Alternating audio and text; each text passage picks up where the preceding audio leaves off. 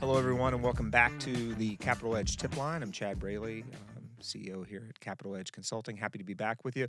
Got a few updates. Hope you all have been enjoying the series so far in 2026, and we'll try to keep it rolling and keep it somewhat informative and maybe a little bit entertaining as well. So, a couple things I wanted to start off with this time. There is a recent case. It was we just discussed in a couple industry forums with Pratt and Whitney regarding their advance agreement, which was put in place with the government. I believe it was all the way back in like 2006. They entered into the advance agreement. They were following the cost accounting practice described in the advance agreement. Fast forward to 2013, and you have a contracting officer that says, no, I don't like this. I think you're in noncompliance with Cost Accounting Standard 418. And so, obviously, we're just now getting some decisions out of this. Originally, the ASPCA said that, we believe it is a valid advance agreement, even and was written, right, to form a contract between the contractor and the government. However, it did in certain ways, apparently not comply with the Federal Acquisition Regulation requirements for advance agreements. And then most recently, we had the Federal Circuit kind of come back and say it wasn't an enforceable advance agreement.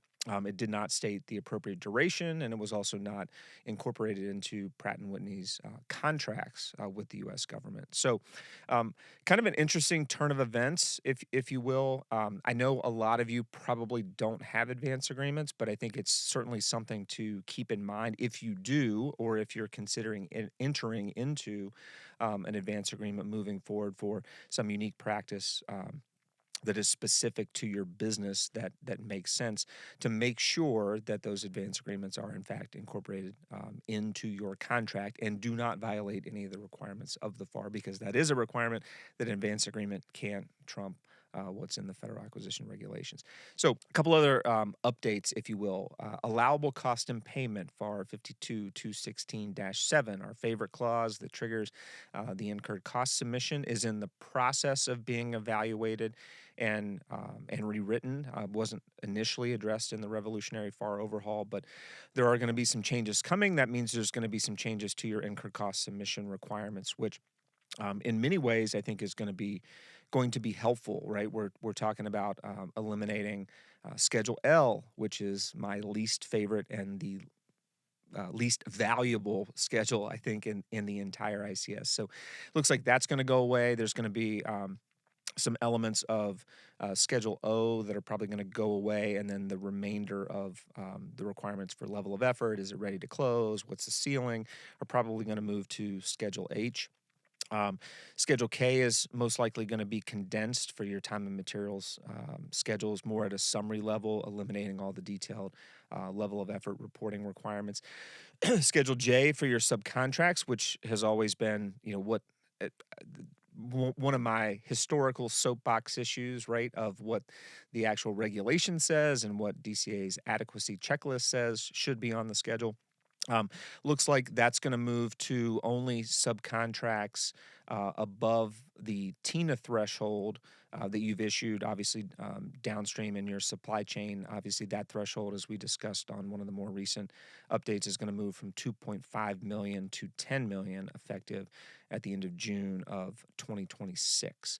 And then there's still a lot of debate as to whether or not Schedule I, right, the true up of here's, my summary cost incurred on the contract, here's what I've invoiced you, here's my over under, which is, right, the over under as of a static point in time.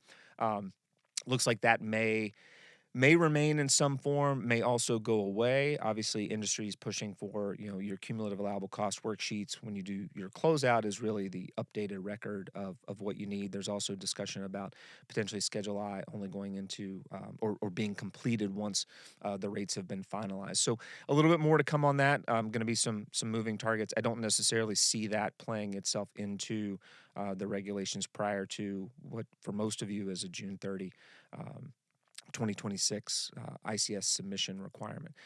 So those are some of the updates we have for you this week. Hope everybody's staying warm and doing well, and we'll be back with you in a week or two. Take care. Thanks.